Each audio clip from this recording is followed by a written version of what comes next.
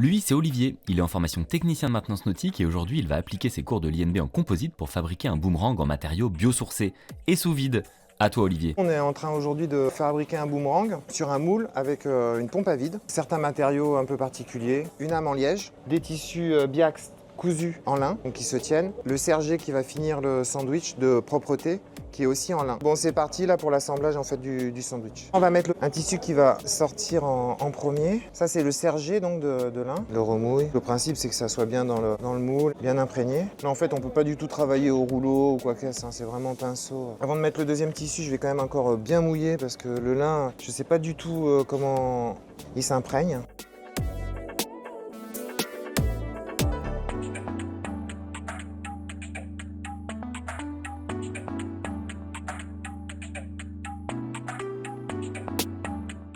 On l'enlève, c'est rien. Il n'y a pas d'âme du coup on va voir. Moi aussi je trouve au contraire. Je préfère autant faire un truc propre tout de suite.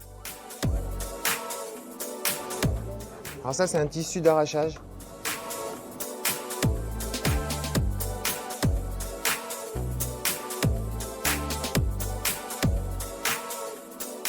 C'est le coin. Le coin. Le coin.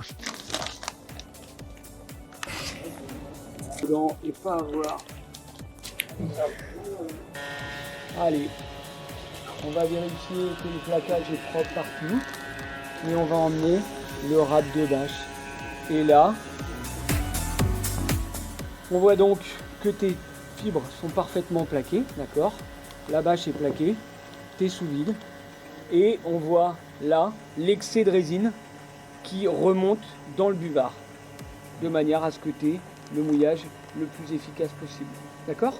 Ouais, toute la résine en trop, en fait, du coup, elle disparaît dans le buvard. Exactement. Elle est absorbée par le buvard. Le plaquage va faire remonter l'excès de résine.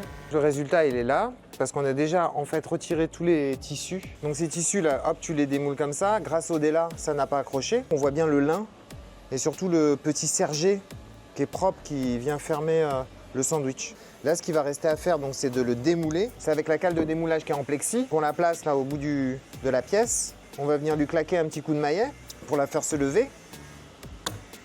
Ouais, ça a claqué, donc c'est bon. Donc ça veut dire que la pièce démoule correctement. On va pouvoir la tirer. Voilà. Donc là, on voit que le moule a fait son affaire, quoi. Ça a bien démoulé. On voit la pièce qui a retiré un peu une partie du moule aussi. C'est un boomerang qui n'est pas utilisable en gros. Mais en fait, la forme est très propre. Le lin, c'est propre, c'est bien, l'effet est propre. Il va falloir nettoyer autour. Mais là, on avait retiré l'âme parce qu'on ne savait pas en fait l'épaisseur de tissu qu'il fallait pour combler tout ce moule. Donc c'est en ça qu'il faut faire des calculs. L'idée d'aujourd'hui, c'était de tenter dans un moule de sortir une pièce composite sous vide avec des tissus dits biosourcés. Maintenant, qu'est-ce qu'on remarque? C'est que les tissus, ils ont bougé. Ça, les traces noires, là, c'est les traces de feutres qui ont permis de faire la découpe. Donc on aura peut-être une autre façon de procéder la prochaine fois, qui serait celle de l'infusion plus que de la résine sous contact, pour éviter que les différentes couches du sandwich de fibres et de sergé bougent au moment de la mise sous vide.